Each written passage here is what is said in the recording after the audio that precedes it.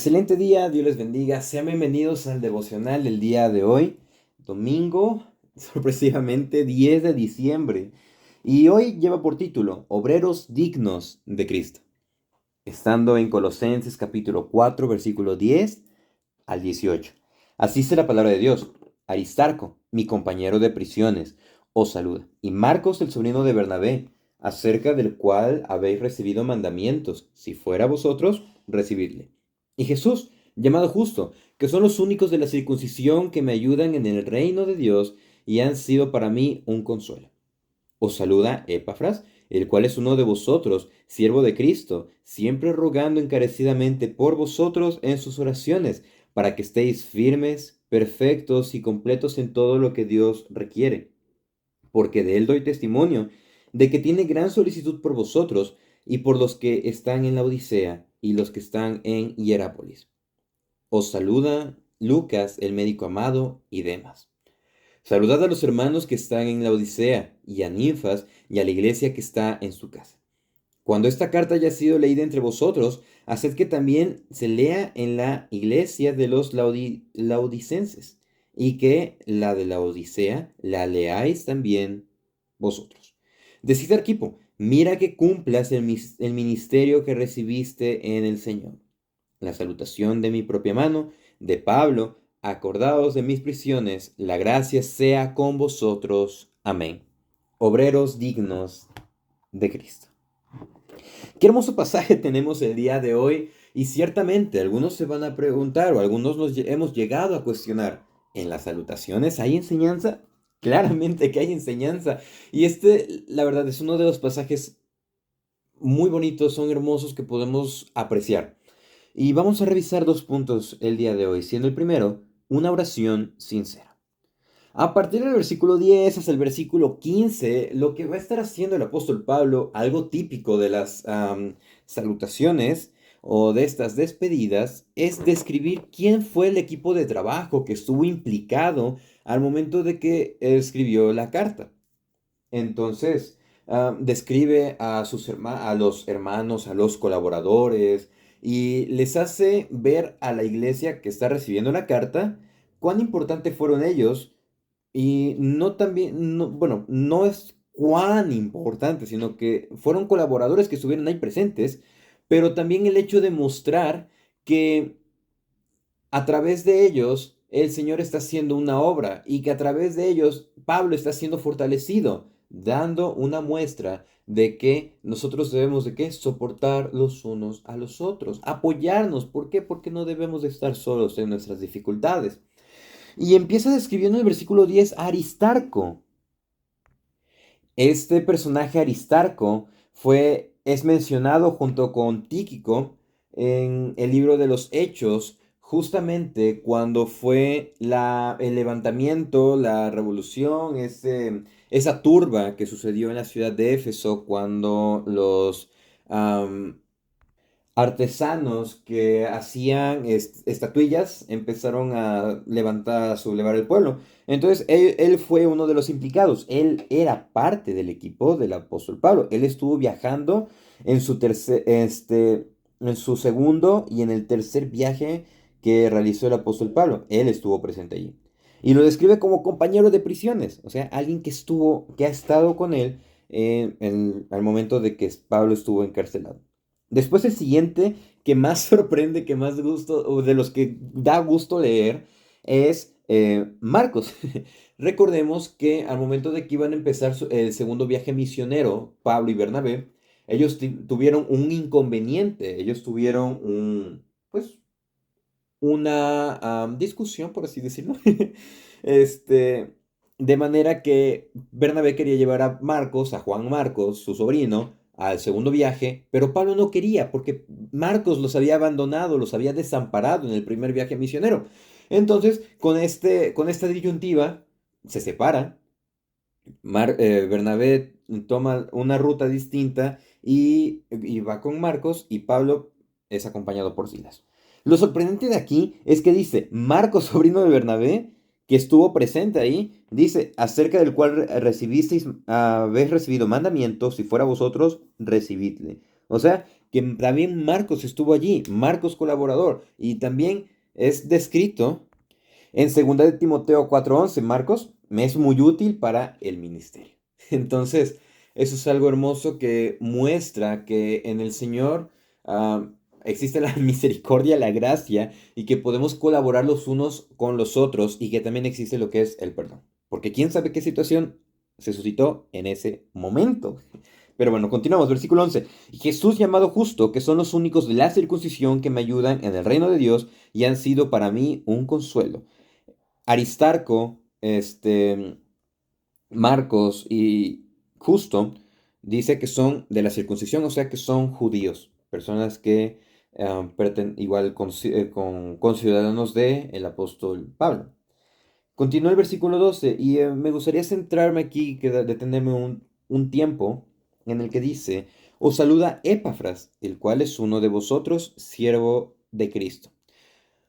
Pero como recordamos en la introducción, Epafras era el pastor de la iglesia de Colosas, el cual estuvo o estaba en Roma con el apóstol Pablo y pues estuvo presente el momento de que el Espíritu Santo estuvo inspirando al apóstol Pablo para redactar esta carta a la iglesia de Colosas.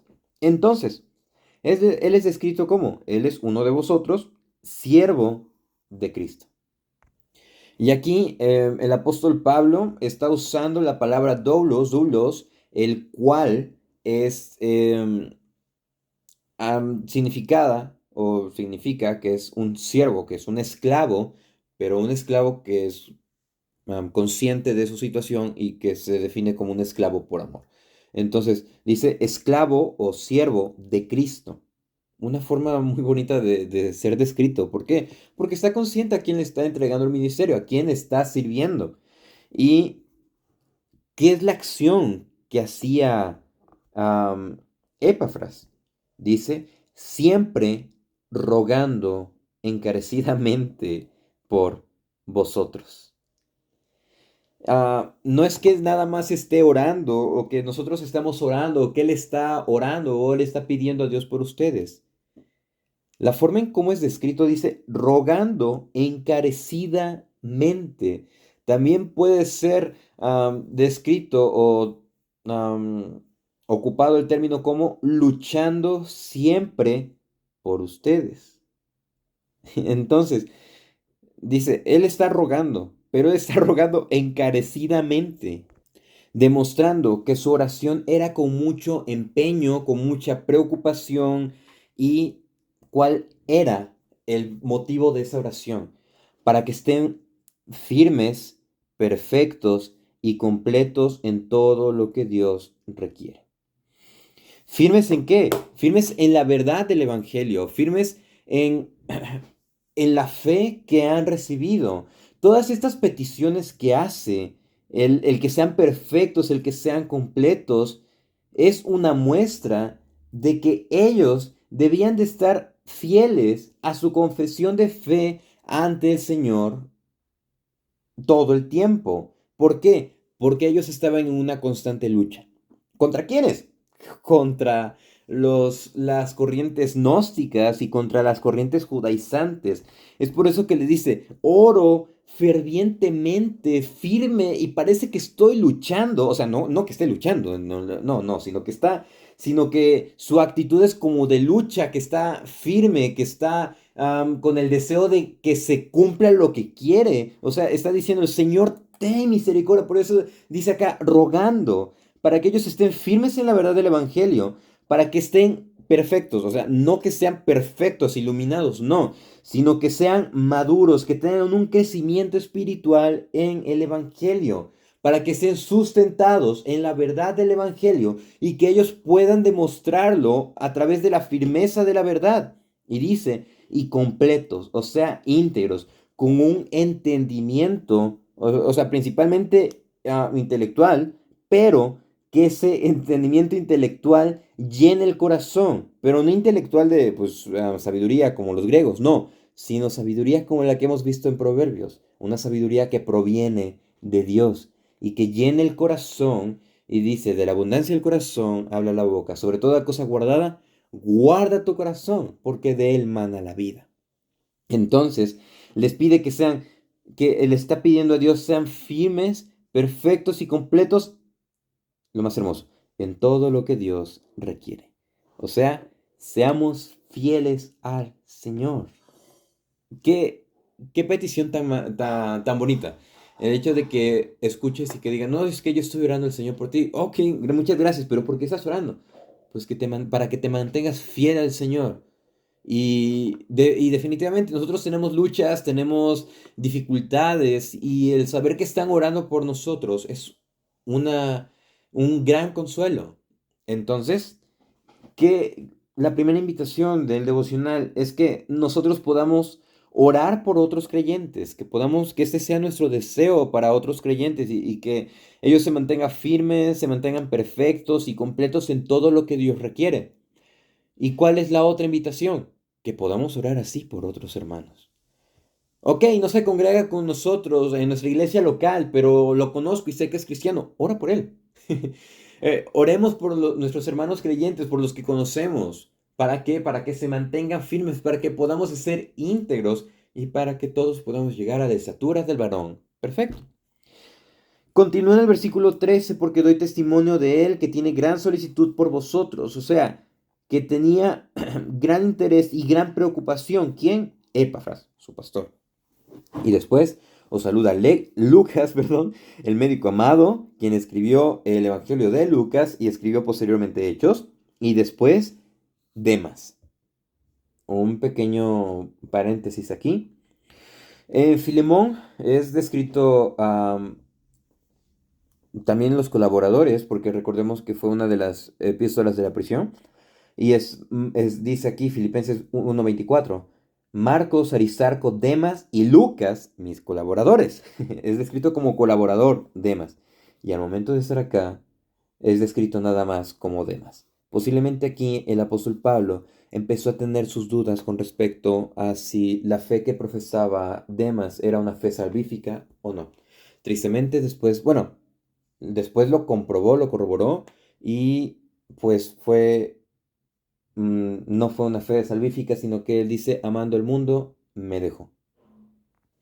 Y después el apóstol Pablo pide, saluden a los hermanos que están en la Odisea y a Ninfas y a la iglesia que está en su casa. Posiblemente el lugar al que Pablo pudo haber llegado a predicar fue la Odisea. Es por eso que tanto énfasis de que dice los hermanos de la Odisea, la iglesia de la Odisea. Pablo no conoció Colosas, pero sí conoció la iglesia de la Odisea. Entonces, bueno, se dice.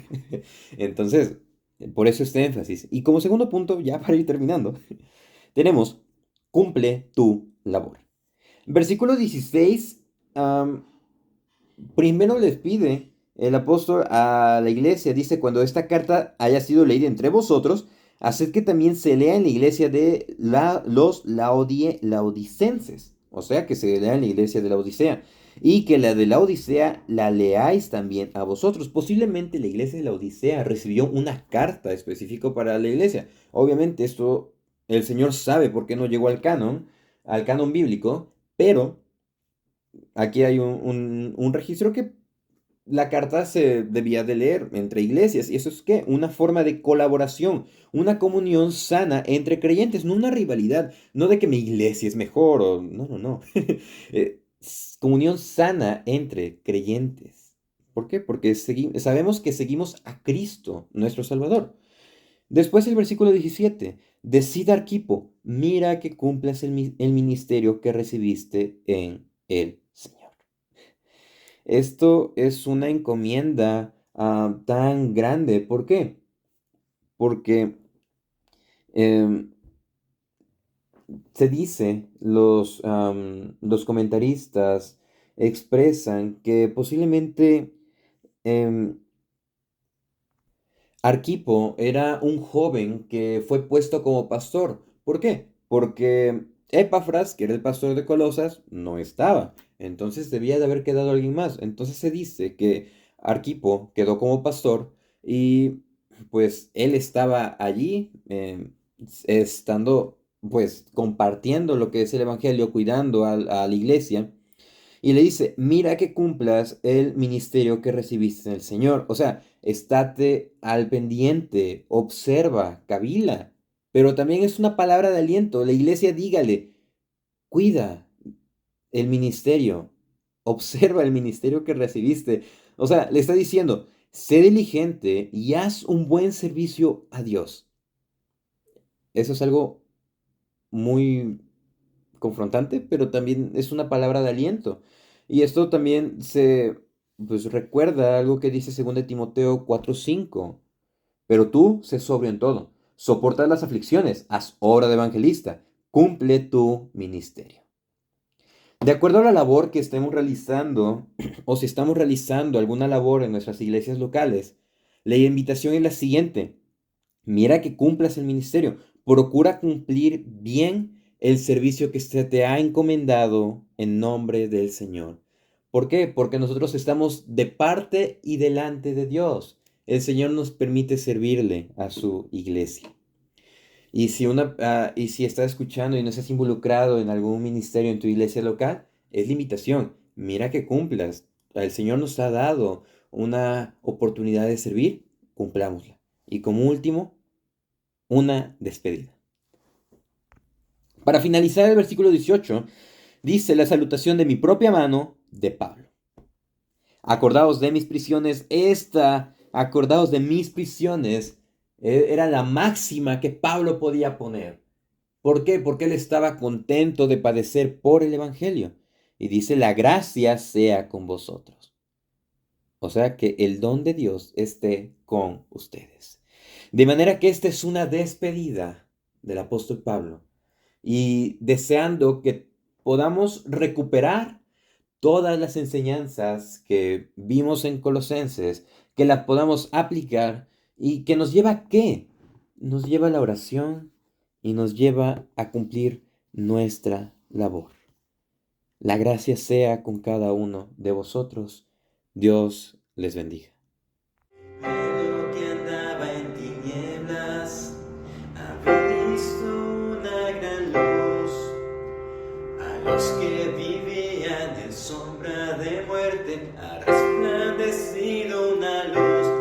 Porque un niño nos es nacido, del cielo nos